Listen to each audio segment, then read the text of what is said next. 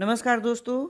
साल 2024 में पड़ने वाले ओणम पर विशेष जानकारी आपको इस वीडियो में मिलेगी, इसलिए इस वीडियो में आप अंत तक बने रहिएगा। ओणम की तिथि क्या है, शुभ मुहूर्त क्या है, साथ ही इसका महत्व क्या है और इसको किस तरह से मनाया जाता है। तो आइए वीडियो को शुरू करते हैं।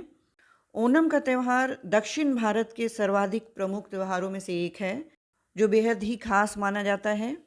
ओणम के पर्व को मुख्य रूप से केरल में मनाया जाता है, लेकिन इसकी रौनक समूचे दक्षिण भारत में दिखाई देता है। ओणम को मलयालम भाषा में थिरुओणम भी कहा जाता है। यह प्रीति भोज, नाच गान और खुशियां मनाने का व्रत माना गया है।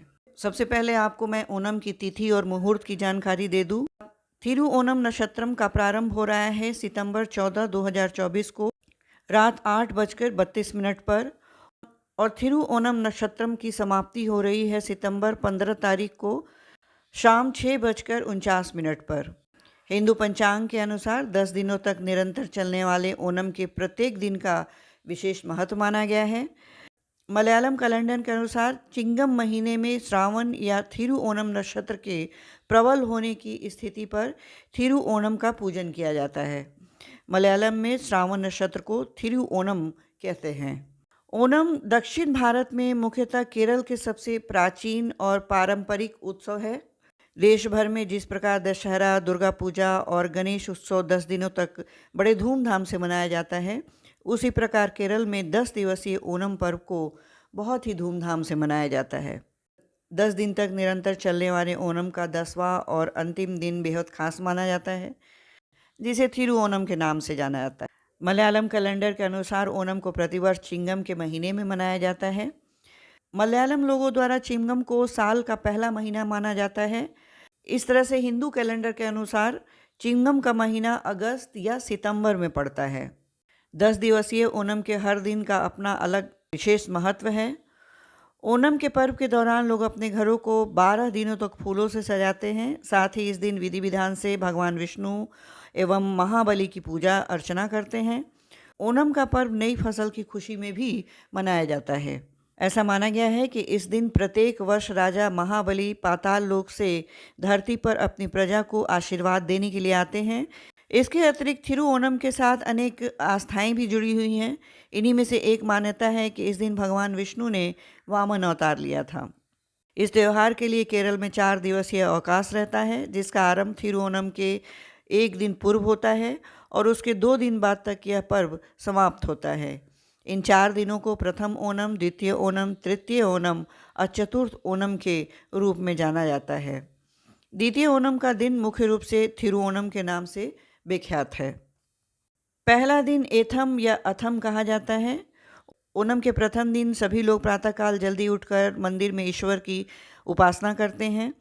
इस दिन सुबह के नाश्ते में केला और पापड़ का सेवन करते हैं। इस नाश्ते को अधिकांश लोगों द्वारा पूरे ओणम के दौरान ग्रहण किया जाता है। इसके बाद लोग ओणम पुष्पकालीन या पूकलम मनाते हैं। दूसरा दिन, जिसे चिथिरा कहा जाता है, ओणम के दूसरे दिन का आरंभ भी पूजा के साथ होता है। उसके बाद महिला द्वारा पुष्प का लीन में नए पुष्पों को जोड़ा जाता है। यह सभी फूल पुरुषों द्वारा लाए जाते हैं।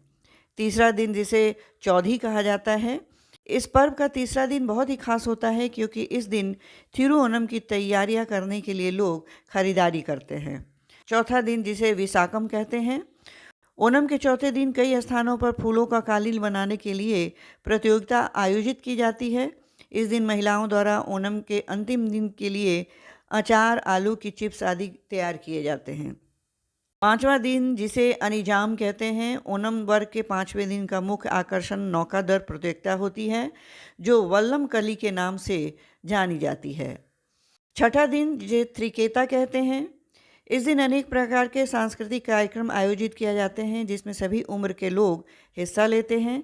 साथ ही लोग इस दिन अपने प्रियजनों को बधाई देने के लिए भी जाते हैं। इसी तरह 7वां दिन भी आता है।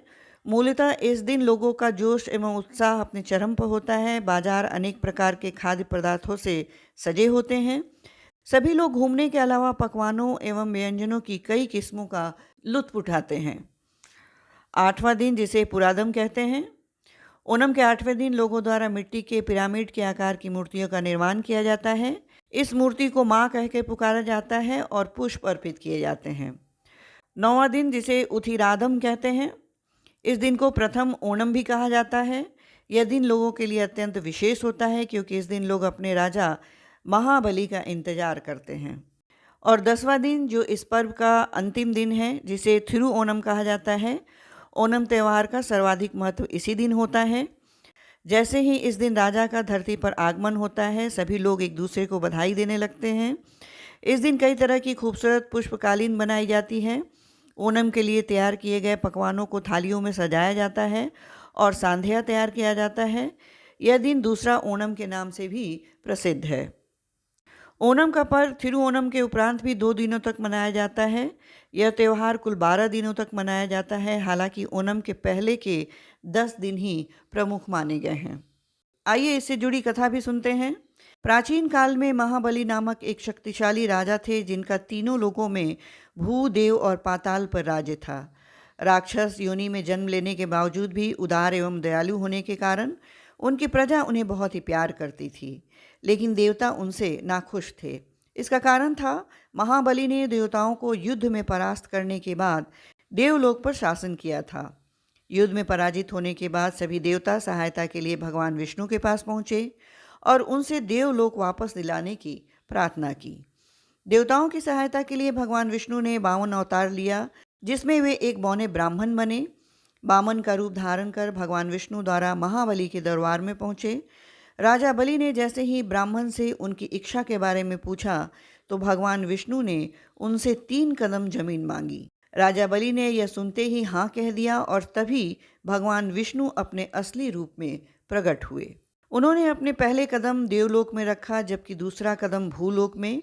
इस प्रकार तीसरे कदम के लिए कोई स्थान नहीं बचा, तो राजा ने अपना सिर उनके आगे कर दिया। विष्णु ने उनके सिर पर अपना पैर रखा और इस तरह राजा महाबली पाताल लोक पहुंच गए। राजा ने यह सब बेहद विनम्र भाव से किया था। राजा की विनम्रता से प्रसन्न होकर भगवान विष्णु ने उनसे वरदान मांगने के लिए कहा।